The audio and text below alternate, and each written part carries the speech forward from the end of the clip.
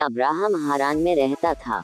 Abraham, परमेश्वर ने कहा, मैं चाहता हूँ कि तू हारान को छोड़े और किसी और देश में जाए।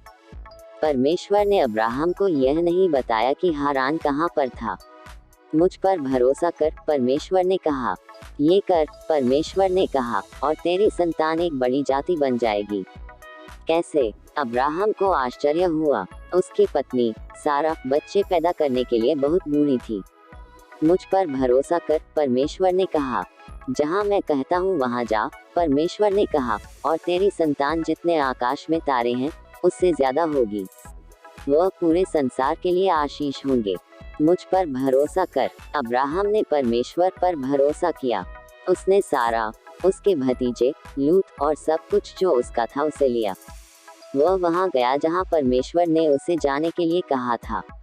वह कनान के देश में गया। वहां पहुंचकर अब्राहम ने शकेम में डेरा लगाया। परमेश्वर उसको प्रकट हुआ। मैं ये भूमि तुझे और तेरी संतान को दूंगा, परमेश्वर ने कहा। अब्राहम ने परमेश्वर के लिए वहां एक वेदी बनाई। अब्राहम ने परमेश्वर की वादा की हुई भूमि पर यात्रा की। वह खुश था कि उसने परमेश्वर पर भरोसा किया था, इसलिए उसने एक और वेदी बनाई और उस सब के लिए परमेश्वर का धन्यवाद किया जो उससे वादा किया गया था। परमेश्वर ने अब्राहम से एक पुत्र का और पुत्र से बहुत सी संतान का वादा किया, जो सारे संसार के लिए आशीष होंगे। पर अब्राहम और उसकी पत्नी सारा बच्चे पैदा करने के लिए बहुत बूढ़े थे। 20 साल बीत गए। अभी भी अब्राहम ने परमेश्वर के वादे पर भरोसा किया। जब वह 100 साल का था और सारा 90 साल की थी, परमेश्वर ने उन्हें अपना वादा याद कराया। सारा एक बालक को जन्म देगी। जब उनका पुत्र पैदा हुआ, सारा इतनी प्रसन्न हुई कि वह प्रफुल्लित हुई। परमेश्वर ने मुझे प्रफुल्लित किया है, उसने कहा। इसलिए उन्होंने उसका नाम इसहाक रखा, जिसका अर्थ है वह हंसता है। जब इसहाक एक छोटा लड़का था, परमेश्वर ने अब्राहम को उसके पुत्र को मोरिया पर्वत पर ले जाकर उसकी बलि देने को कहा। परमेश्वर इस तरह अब्राहम की परीक्षा ले रहा था। इसहाक लकड़ी उठाकर चला और अब्राहम ने छुरी और मशाल ली। एक थे वह पहाड़ पर चढ़ गए। बलिदान के लिए मेमना कहाँ पर है? इसहाक ने पूछा। परमेश्वर इसका प्रबंध करेगा, अब्राहम ने जवाब दिया। अब्राहम ने वेदी पर लकड़ियां रखी, इसहाक को बांधा और उसको लकड़ियों पर रख दिया।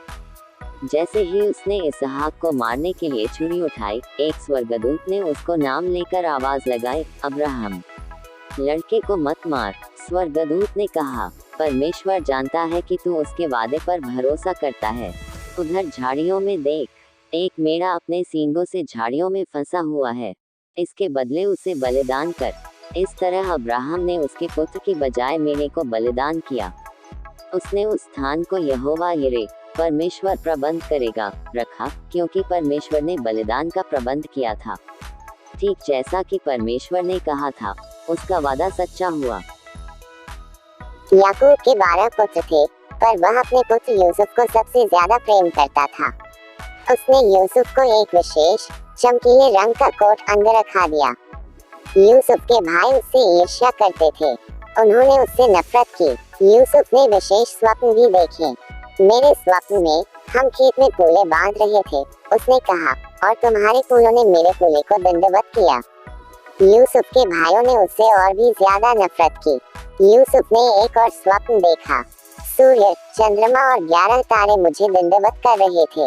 अपने पिता और उसके भाई कुरकुराए, क्या तू ये कह रहा है कि तू हम पर राज्य करेगा? एक दिन यूसुफ के भाई खेतों में उनके भेड़ों की निगरानी कर रहे थे। उन्होंने उसे उनकी तरफ आते हुए देखा। उन्होंने उसे मार देने और उसके स्वप्नों का अंत करने की योजना बनाई। हमारे भाई को मार देना गलत होगा, रूबेन ने कहा। आओ हम उसे खाली गड्ढे में डाल देते हैं। इसलिए उन्होंने यूसुफ का विशेष कोट अंगरखा फाड़ दिया और उसे गड्ढे में फेंक दिया। इश्माइली व्यापारी मिस्र की तरफ उनकी मार्ग से गुजरे। आओ हम यूसुफ को इश्माइलियों को गुलाम करके बेच देते हैं, यहूदा ने सुझाव दिया। इसलिए भाइयों ने यूसुफ को चांदी के 20 सिक्कों के लिए बेच दिया। भाइयों ने यूसुफ के कोट अंगरखा को बकरे के लहू में डुबोया और इसे याकूब को दिखाया। मेरा पुत्र मर गया है, वह रोया। इसी दौरान यूसुफ को मिस्र में ले जाया गया, लेकिन परमेश्वर यूसुफ के साथ था। मिस्र में इश्माइलियों ने यूसुफ को पोतीफर के पास बेच दिया, जो फिरौन का हाकिम था। परमेश्वर ने यूसुफ को आशीष दी और उसे सफल बनाया। पोतीफर ने यूसुफ को अपने पूरे घराने पर अधिकारी बना दिया।